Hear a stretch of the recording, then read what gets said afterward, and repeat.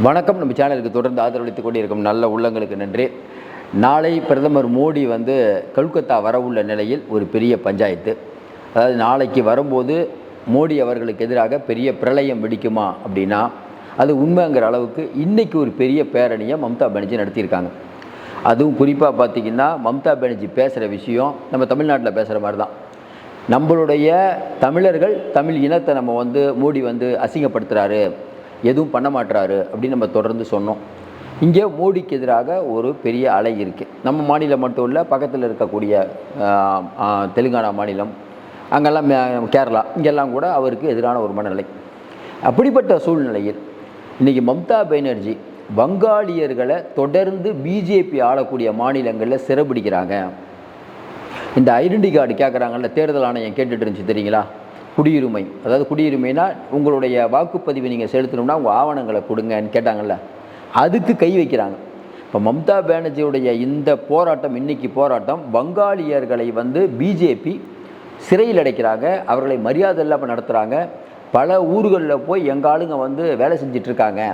ஆனால் இன்றைக்கி அவங்கள சட்டவிரோதமாக குடியேறினார்கள் அப்படின்னு சொல்லி அவங்கள வெளியேற்ற பார்க்குது.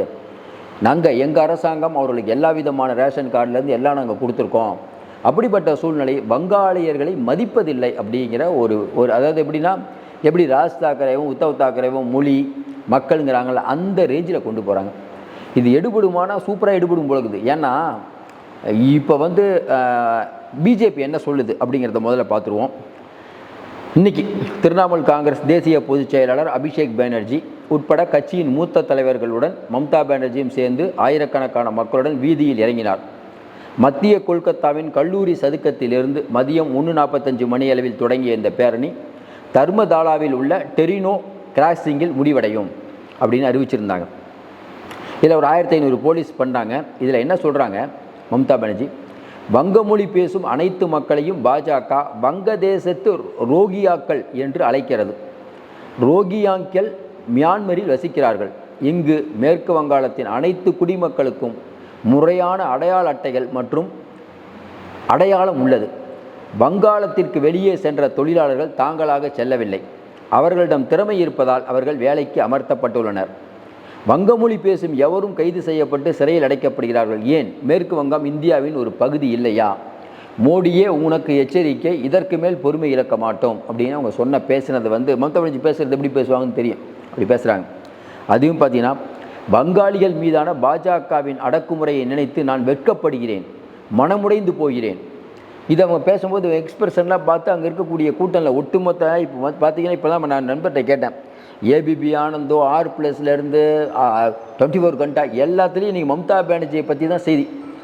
அதாவது மோடி இதுக்கு வராரு, மேற்கு வங்காளம் வராருங்கிற செய்தி பின்தள்ளப்பட்டு மம்தா பானர்ஜி வங்கதேசத்து மக்களை இன்றைக்கி ஒன்றிய பாஜக அரசு 2ஆம் தார குடிமக்களாக அவங்கள ரொம்ப கேவலப்படுத்துகிறாங்க அப்படிங்கிற மேட்டரை கையில் எடுத்துட்டாங்க. இதை அவங்க கையில் எடுக்கிறதுக்கான காரணம் ஏற்கனவே பிஜேபி, அதாவது பிஜேபி ஆளக்கூடிய மாநிலங்களில் வங்கதேசத்தினரை நீங்கள் ஊடுருவிருக்கீங்க அப்படின்னு நிறையா பிரச்சனை கிளப்புறாங்க. அது மாதிரியான பல செய்திகள் கொண்டு இருக்கிறது. மத்திய பிரதேசம் ஆகட்டும், பக்கத்தில் இருக்கிற ராஜஸ்தான் ஆகட்டும், இங்கெல்லாம் டெல்லியில் ஆகட்டும், இங்கெல்லாம் வங்கதேசத்தினரை இழிவுபடுத்துகிறாங்க. அதையும் தாண்டி நம்ம ஏற்கனவே சொன்ன மாதிரி ஆளும் டிஎம்சி வழக்கமாக ஜூலை 21ஆம் தேதி அவங்க ஒரு நிகழ்ச்சி நடத்துவாங்க. அது பேர் ஷாகித் திபாஸ் பேரணிக்கு முன்னதாக பெரிய பொது நிகழ்வுகளை தவிர்ப்பது வழக்கம். ஏன்னா அது 21ஆம் தேதி நடக்கும்போது இந்த மாதிரி ஒரு பெரிய ஒரு மூமெண்ட்டை எப்பயுமே நடத்த மாட்டாங்க. இத்தனை வருஷமாக நடத்தினதே இல்லை. ஏன்னா 21ஆம் தேதி தான் நடத்த போகிறாங்க. அதையும் தாண்டி முக்கியமான விஷயம், ஒடிசாவில் புலம்பெயர்ந்த தொழிலாளர்களை கைது செய்தல், டெல்லியில் வெளியேற்றுதல் நடவடிக்கைகள் மற்றும் அஸ்ஸாமில் உள்ள வெளிநாட்டினர் தீர்ப்பாயத்தால் கூச் பீகாரில் ஒரு விவசாயிக்கு வழங்கப்பட்ட நோட்டீஸ் உட்பட சமீபத்திய சம்பவங்களின் தொடராக தனது போக்கை மாற்றிக்கொள்ள வேண்டும் ஒன்றிய அரசுக்கு எதிராக இன்றைக்கி மம்தா பானர்ஜி குரல் கொடுத்துட்ருக்காங்க. இன்னும் குறிப்பாக பார்த்தீங்கன்னா, வங்காள பெருமையை உணர்ச்சிபூர்வமாக வெளிப்படுத்தும் மம்தா பானர்ஜியின் கருத்தை எதிர்த்த எதிர்க்கட்சி தலைவர் சுவேந்து அதிகாரி, அவர் தான் பிஜேபி, அவர் என்ன சொல்கிறாரு, வங்காள மொழி பேசும் ரோகியாக்கள் மற்றும் சட்டவிரோத வங்கதேச ஊடுருவக்காரர்களின் இருப்பை காப்பாற்றுவதற்காக வங்காள அஸ்மிதாவின் முழு பயிற்சியும் காட்டப்படுவதாக குற்றம் சாட்டினார். பக்கத்தில் அவங்களுக்கு தெரியும், நம்ம பக்கத்து கண்ட்ரி அங்கேருந்து நிறைய பேர் வந்துட்டாங்க. ஏற்கனவே வந்து அவங்க ரொம்ப வருஷமாக இங்கே இருக்காங்க, அவங்களுக்கு குடியுரிமை வழங்கப்பட்டு இருக்கிறது. அவங்கெல்லாம் பார்த்திங்கன்னா மம்தா பானர்ஜி தான் ஓட்டு போடுவாங்க. இப்போ என்ன பிஜேபிக்கு சிக்கல்னா, அவங்க நாட்டுக்கு வங்கதேசத்துக்கு திருப்பி அனுப்பணும் அப்படிங்கிறது. உங்களுக்கு தெரியும், வங்கதேசத்திலேருந்து இவங்க வந்து பல்லாண்டு காலமாக இங்கே இருக்காங்க. இப்போ தமிழ்நாட்டில் கூட பார்த்திங்கன்னா தெலுங்கு இருப்பாங்க, கன்னடா இருப்பாங்க. அவங்க கிட்டத்தட்ட ஒரு 100 வருஷமாக இங்கே இருப்பாங்க. அவங்க ஆதி காலத்தில் அங்கே இருந்திருப்பாங்க. இல்லைனா குறைஞ்சது ஒரு 70 வருஷம் இருந்திருப்பாங்க. அந்த பசங்களுக்கெல்லாம் பார்த்திங்கன்னா தமிழ் தான் நல்லா பேச தெரியும், தெலுங்கு பேசுவாங்க, இருந்தாலும் தமிழ் தான் சரளமாக பேசும். தமிழர்களாக தான் இருக்காங்க. அவங்கள போய் நீங்கள் வந்து ஆந்திரா, நீங்கள் கன்னடம் சொல்ல முடியுமா? அது மாதிரி இந்த வேலையை வந்து நீங்கள் பிஜேபி பார்க்குது. அது குறிப்பாக ஒரிசாவில் நடந்த சம்பவங்கள்லாம் பார்த்தா எரிச்சல் ஊட்டுது. விவசாயிக்கு நடந்த சம்பவம் மிகப்பெரிய எரிச்சல் ஊட்டுது. இது ஒரு பக்கம் போயிட்டுருக்கிறது. இன்னொரு பிரச்சனை, சுவேந்த அதிகாரி என்ன சொல்கிறார்? அவர் தான் முக்கியமான. ஏன்னா அவர் என்ன சொல்கிறாரு, மாநிலத்தின் உயர் நிர்வாகம் மற்றும் காவல்துறை பதவிகளுக்கு பானர்ஜி நியமனம் செய்யப்பட்டதை குறிப்பிட்ட அதிகாரி, அதாவது டிஜிபியிலேருந்து உள்துறை செயலாளர் எல்லாத்தையுமே நீங்கள் வெளி ஸ்டேட்டில் இருக்கவங்களை பண்ணுறீங்க. அதாவது என்னென்னா, 2 வங்காள அதிகாரிகளான அத்ரி பட்டாச்சாரியா மற்றும் சுப்ரதா குப்தா அவங்களெல்லாம் விட்டுட்டு மனோஜ் பந்திற்கு ஏன் வழங்கப்பட்டது அப்படின்னு கேட்குறாரு. இன்னொன்று, வெளி மாநிலத்தை சேர்ந்த ஜூனியர் ராஜீவ்குமார் நியமிக்கப்பட்ட டிஜிபி பதவிக்கு மூத்த ஐபிஎஸ் அதிகாரி சஞ்சய் முகாபாத் ஏன் புறக்கணிக்கப்பட்டார்? உங்களுக்கு தெரியும், இன்றைக்கி வந்து ஸ்டேட் கவர்மெண்ட்டு அப்படிங்கிற ஒன்று வந்து இன்றைக்கி தமிழ்நாட்டில் யாருன்னா டிஜிபி சங்கர் திவால். அவர் யார்? தமிழ்நாட்டை சேர்ந்தவரா? இது ஒரு வாதம்னு சொல்லிட்டு இன்றைக்கி சுவேந்த அதிகாரி வைக்கிறாரு. இது மக்கள்கிட்ட எடுபடுமா? அதாவது இன்றைக்கி பேரணி நடக்கும்போது மம்தா பானர்ஜி பேசக்கூடிய பேச்சு வங்கதேசத்தினுடைய அடையாளத்தை தாண்டி மக்களுடைய எண்ணம். ஏன், நம்ம ஏற்கனவே சொன்ன மாதிரி நம்ம சென்ட்ரலில் போய் இறங்குனீங்கன்னா போய் பார்த்தீங்கன்னா பீகாரையும் மேற்கு வங்காளத்தில் சேர்ந்த தொழிலாளர்கள் அவ்வளோ பேர் வராங்க. இங்கே மட்டும் இல்லை, பல இடத்துக்கு போகிறாங்க. அப்படிப்பட்ட சூழ்நிலையில் அவங்க வெளியில் போய் வேலை செஞ்சுட்டு தான் வருவாங்க. அப்போ அவங்க வந்து பெரிய அளவுக்கு இருக்காங்க. அந்த வாக்குங்கிறது பெரிய அளவு. கிராமத்தில் நிறைய பேர் இடம்பெயர்ந்திருக்காங்க, அங்கேருந்து ஓட்டு போட தான் வருவாங்க. இப்போ பிஜேபி அப்படிங்கிற ஒரு கட்சியை சொல்கிறதன் விளைவாக இப்போ அந்த புலன்பெயர்ந்த தொழிலாளர்களுக்கு மேலும் ஒரு அச்சம் கிளப்புது. என்ன, உங்கள் குடியுரிமையை கேட்குறாங்க, தேர்தல் ஆணையம் உங்கள் குடியுரிமை கேட்க போகுது. அப்போ தேர்தல் ஆணையம் குடியுரிமை கேட்டு நம்ம இதுக்குள்ளே, அதாவது மேற்கு வங்காளத்துக்கு வரத்துக்குள்ளேயே மம்தா பானர்ஜி இன்னொரு பிரச்சனை கிளப்புறாங்க. நம்ம சொல்லுவோம்ல, ஒவ்வொரு புள்ளி நிறைய இடத்துல புள்ளி இருக்கும், கோடு போட்டிங்கன்னா ஒரு புள்ளிக்கு வரும். மம்தா பானர்ஜி சூப்பர் இவ்வளோ நாள் இல்லாமல் ஏன் இதை கிளப்புறாங்கன்னா, கரெக்டாக தேர்தல் ஆணையம் வந்து வீட்டுக்கு வந்து நீங்கள் எங்கே பிறந்தீங்க எல்லாம் கேட்க போகுது. அதற்கு முன்பே பிஜேபி ஆளக்கூடிய மாநிலங்களில் வங்கதேசத்தினர் புறக்கணிக்கப்படுறாங்க, அவங்கள அரெஸ்ட் பண்ணுறாங்க, இன்னும் பார்த்தா அவங்க குடியுரிமையை கேள்வி எழுப்புகிறார்கள்னு ஒரு பிட்டை போட்டு வச்சுட்டாங்க. பெரிய அளவுக்கு போயிடுச்சு. இப்போ தேர்தல் ஆணையம் உள்ளே வரும்போது அது பெரிய பிரச்சனை ஆகும். ஏற்கனவே தெரியும் உங்களுக்கு, இடி தமிழ்நாட்டில் வந்து செந்தில் பாலாஜி அவர்களை வந்து அவங்கள விசாரிக்கிறதுக்கு வரும்போது தேர்தல் அந்த இடியுடைய அதிகாரிகளுடைய வண்டியெல்லாம் வந்து அடித்து உடைச்சாங்க திமுக தொண்டர்கள்னு அவங்க மேலே கேஸ்லாம் போட்டதை பார்த்தோம். இங்கே வண்டி தான் அடித்து உடைக்கிறாங்க. அதுவும் இல்லாமல் அந்த கூட்டம் சேர்ந்தவங்க இதெல்லாம் நடக்கும், தப்பு தான் நடக்கும். அங்கெல்லாம் அப்படி இல்லை, ஆளையே அடிப்பாங்க. கொஞ்ச நாளைக்கு முன்னாடி உங்களுக்கு தெரியும், இடி அதிகாரிகள் போய் விசாரணை நடத்துறதுக்கு கிராமத்துக்குள்ளே பூந்தா கிராமமே சுற்று போட்டாங்க. கிராமமே சுற்று போட்டு அடின்னு அடிச்சுட்டு இருக்கும்போதே இந்த வீடியோவில் பார்த்தீங்கன்னா தெரியும். நாங்கள் வந்து இடியோடைய ஆஃபீஸர்னோடனே இடியோடைய ஆஃபீஸர்னு சொன்னால் தான் அதிகமாக அடி விடுது.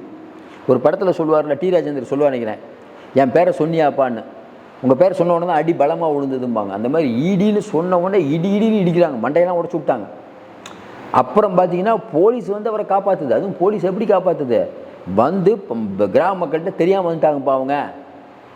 அதுக்கு பிறகு அந்த மக்கள் மேலே ஏதாவது நடவடிக்கை எடுக்க முடியுது? ஏன் முடியாதுங்க. ஒருத்தர் அடித்தா நீங்கள் ஊர் ஃபுல்லாக கேஸ் ஊர் ஃபுல்லாக எத்தனை பேரை போடுவீங்க? ஒன்றும் பண்ண முடியாது. இது மாதிரி நிறைய கிராமத்துக்கெல்லாம் உள்ளே போயிட்டாங்க. நீங்கள் ரொம்ப கஷ்டம்.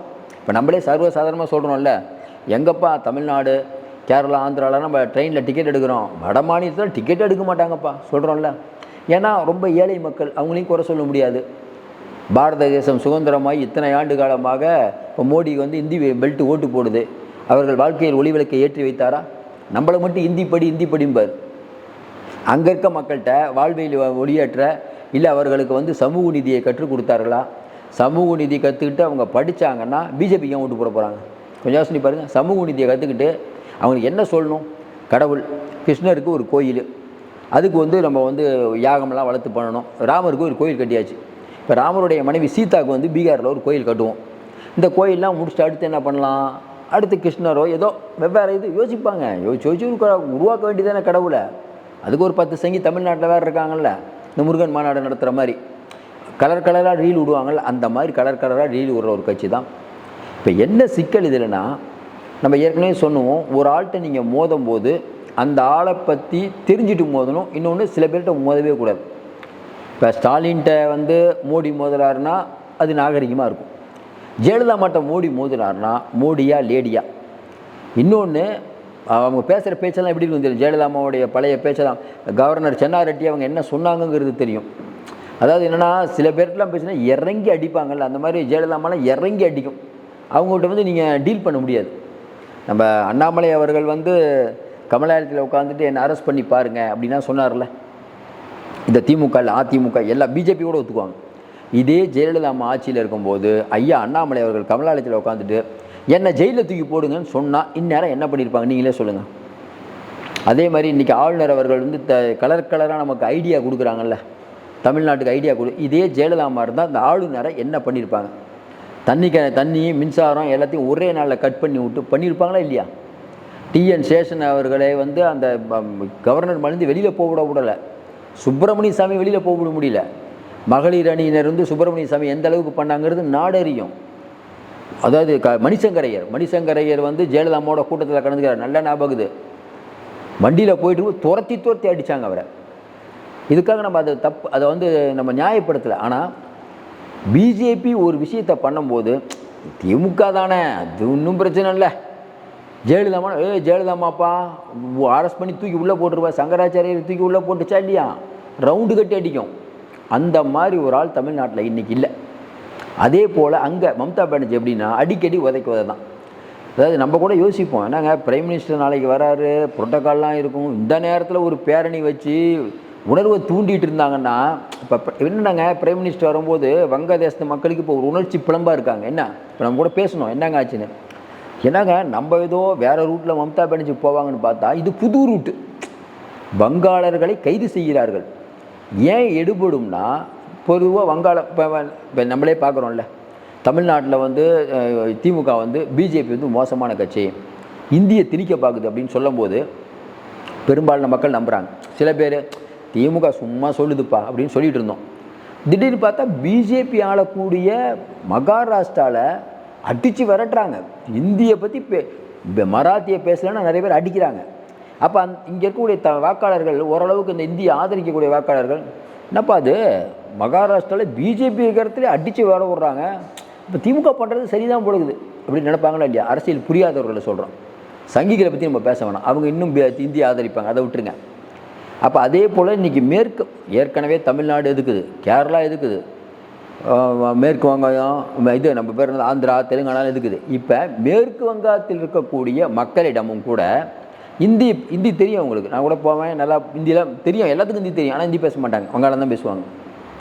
அப்போ இன்றைக்கி இருக்கக்கூடிய நிலைமையில் இன்றைக்கி வந்து அங்கே வந்து மேற்கு வங்காளத்தில் இந்த உணர்வை வந்து தூண்டக்கூடிய வகையில் இன்றைக்கி வந்து நம்ம இவங்க மம்தா பானர்ஜி பேசுறது பெரிய அளவுக்கு விவாதத்தை எழுப்புது.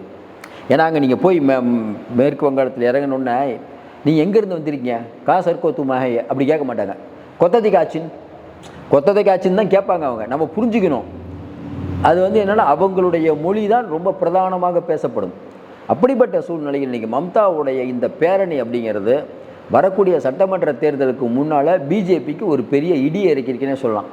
பிஜேபி என்ன சொல்லுது, நாங்கள் வங்காளதேசத்தினர் அரெஸ்ட் பண்ணல அப்படின்னா சொல்ல. அவர் நீங்கள் ஏன் டிஜிபியை வந்து வேறு ஸ்டேட்லேருந்து வச்சுருக்கீங்கன்னா நாங்கள் காமெடி ஆகுது. இப்போ டெல்லியில் இருக்கக்கூடியவர் வந்து டிஜிபி வந்து டெல்லியில் இருக்கக்கூடியவரா, கொஞ்சம் யோசனை பாருங்கள். என்ன பேச்சு உத்தரப்பிரதேசத்தில் டிஐஜி யார், அந்த ஊருக்காரரா. ஏதோ சில மாநிலங்களில் சில பேர் இருப்பாங்க, அதை விட்டுட்டு பெரும்பாலான மாநிலங்களில் வெரி ஸ்டேட்லேருந்து தான் வருவாங்க. எந்த கேடர் ஆஃபீஸில் அந்த கேடர் ஐபிஎஸ் அதிகாரி தான் போடுவாங்க. இப்போ இது எப்படி பிரிவினையை தூண்டுறாங்க பாருங்கள். பிஜேபி என்ன சொல்லும், இந்தியா ஒரு நாடு, இது இந்தியா ஒரு நாடு தானே, அப்போ அவரை போட்டதில் என்ன தப்பு. இது கான்செப்ட் எப்படி பேசுகிறாங்க பாருங்கள். இந்தியா ஒரு நாடுங்கிறாங்க, இந்தியா ஒரு நாடா. இங்கேருந்து நீங்கள் வந்து உத்தரப்பிரதேசம் போகிறதுக்குள்ளே ஒவ்வொரு ஸ்டாப்பிங்கு நடுவில் எத்தனை விதமான மொழிகள், எத்தனை விதமான கலாச்சாரங்கள், எத்தனை விதமான உணவுகள் இந்தியா ஒரு நாடு, இந்தியா சில பேர் இந்தியா ஒரு நாடுன்னு சொல்லும்போது காமெடியாக இருக்குது. எப்படிங்க இந்தியா ஒரு நாடு? நீங்கள் இங்கேருந்து மணிப்பூர் போங்க, இங்கேருந்து நாகாலாந்து போங்க, நாகாலாந்து மணிப்பூர் போங்க, இந்த பக்கம் பார்த்தா ஸ்ரீலங்கா போங்க, ரெண்டும் ஒன்று தான் நமக்கு. அவங்க பாஸ்போர்ட்டோட போகிறோம், இங்கே பாஸ்போர்ட்லாம் போகிறோம், எல்லாம் வேறுபாடு. இதை தெரியாமல் ஒரே நாடு, ஒரே மொழி, ஒரே கடவுள், ஒரே மோடி, ஒரே ஒருத்தர் தான் அப்படின்னு இவங்க கொண்டு போகிறதுக்கு மம்தா இன்றைக்கி சரியான வேட்டு வச்சுருக்காங்க. தொடர்ந்து சொல்கிறோம், இவங்க அங்கே சுற்றி இங்கே சுற்றி பல இடத்துல வந்தாலும் இவங்களுக்கு இருக்கக்கூடிய அந்த கவு பெல்ட்டுன்னு சொல்கிறாங்க, அங்கேயே இவர்களுடைய பிடி தளர்ந்து கொண்டு இருக்கிறது. மோடிக்கு சரியான ஒரு ஆப்பு வைத்து விட்டார் மம்தானே சொல்லலாம். இன்றைக்கி நடந்த பேரணியில் மோடி திக்குமுக்கா. இப்போ என்ன போய் பேசுவீங்க? நாளைக்கு மோடி வராரு, ஏர்போர்ட்டில் வந்து எதிர்ப்பு வந்தாலும் இருக்கும். இப்போ நம்ம கேட்ட வரைக்கும் ஏர்போர்ட்டில் நிறைய பேர் குவிஞ்சிட்டா என்ன பண்ணுறதுன்னு மம்தா கட்சியே வேணாங்கிறாங்களாம். ஏர்போர்ட்டுக்கு யாரும் போகாதீங்க, ஏன்னா பிரைம் மினிஸ்டருக்கு வந்து எல்லோரும் சேர்ந்து ஒரு கருப்பு கொடி இருப்பிடி காமிச்சா அது நல்லா இருக்காது அப்படின்னு சொல்லிட்டு மம்தா பானர்ஜியை எதுவும் கருப்பு கொடி காட்டாதீங்கன்னு இப்போதைக்கு சொல்லியிருக்காங்களாம். கண்ணை மட்டும் காட்டியிருந்தால் நிறைய பேர் நாளைக்கு வந்துருவாங்க. ஏன்னா மம்தா பானர்ஜி பற்றி தெரியும், அடிக்கடி உதைக்குவது உங்களுக்கு தெரியும். டிஜிபியை வந்து சுற்று வளைக்கிறதுக்கு வந்து சென்ட்ரல் ஃபோர்ஸ் வந்து இறக்கிட்டாங்க மம்தா பானர்ஜி டிஜிபியை அரெஸ்ட் பண்ண. மம்தா பானர்ஜி தலைமைச் செயலகத்தை வந்து என்ன அரெஸ்ட் பண்ணிட்டு தான் அவர் அரெஸ்ட் பண்ண முடியும்னு சொன்னாங்களா இல்லையா? அந்த மத்திய பாதுகாப்பு படையினரே அரெஸ்ட் பண்ணாங்க. சில வரலாற்று சம்பவங்களை நினச்சிங்கன்னா அதே மாதிரி நிறைய சொல்லலாம். மம்தா பானர்ஜி, அதாவது மத்திய பாதுகாப்பு படை வந்து உள்ளே இறங்கி சென்ட்ரல் ஃபோர்ஸ் வந்து டிஜிபி அரெஸ்ட் பண்ண வராங்க, ஸ்டேட்டோட டிஜிபியை. மம்தா பானர்ஜி அந்த மத்திய படையினரை கைது பண்ணுறாங்க. இதே போல் ரத யாத்திரைன்னு சொல்லிட்டு ஊர் ஃபுல்லாக சுற்றிட்டு இருந்தார் நம்ம அத்வானி. அப்போ பீகாரில் முதலமைச்சர் லல்லு பிரசாத் யாதவ் நேராக பாட்னா ஏர்போர்ட்டில் வந்து இறங்குறாரு, உள்ளே கூட வரல. அகைன் அப்படியே இன்னொரு டிக்கெட் கொடுத்து அப்படியே இன்னொரு இதில் அனுப்பிட்டார். நீங்கள் டெல்லிக்கு ராஜாவாக இருக்கலாம், இங்கே நான் தான் கிங்குன்னு.